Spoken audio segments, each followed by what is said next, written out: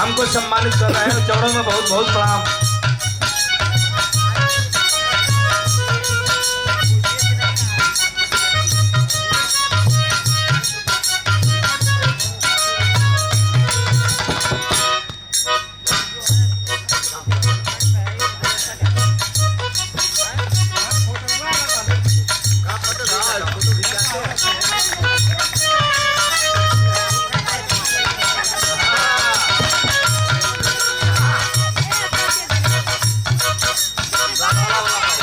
गीत बा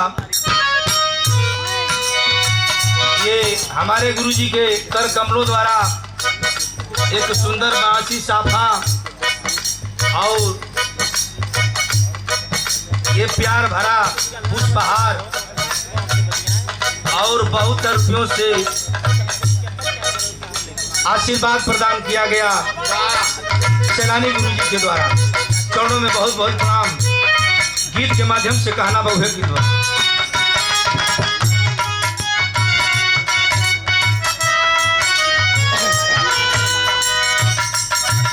आपन मेहरारू दूसरा के मेहरारू आपन लइका बड़ा निमन लागला।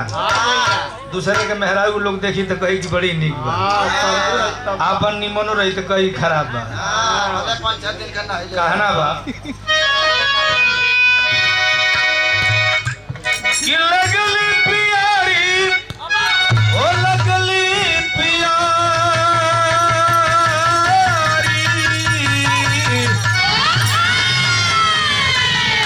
अब दूसरा कनारी का है लगली प्यारी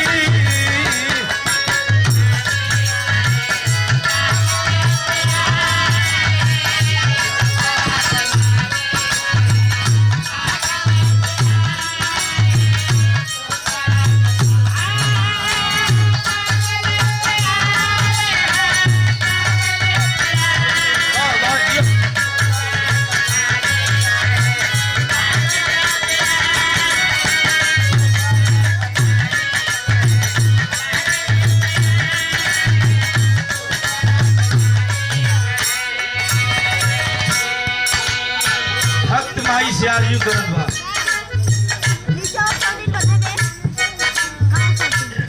ये परमादरणीय लड़की के पिता श्री छोटेलाल यादव जी के कर कमलों द्वारा बहुत रुपयों से सम्मानित किया गया। बहुत बहुत प्रणाम।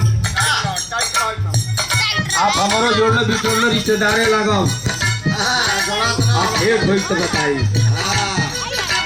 भक्त कहत बा माई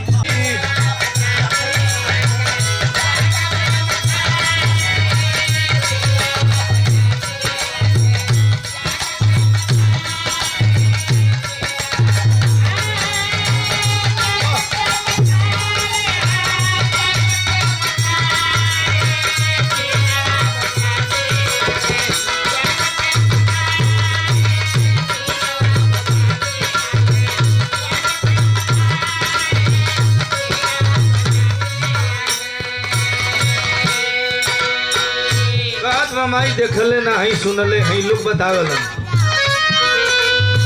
सुनला कि माई राऊ महिमा अपार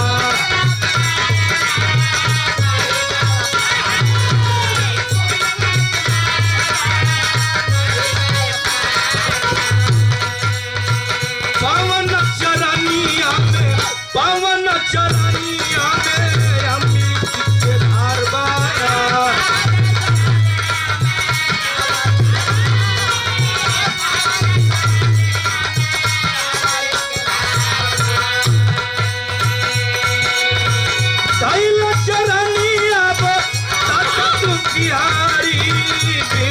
बजाती जग के मतारी बिनवा बजाती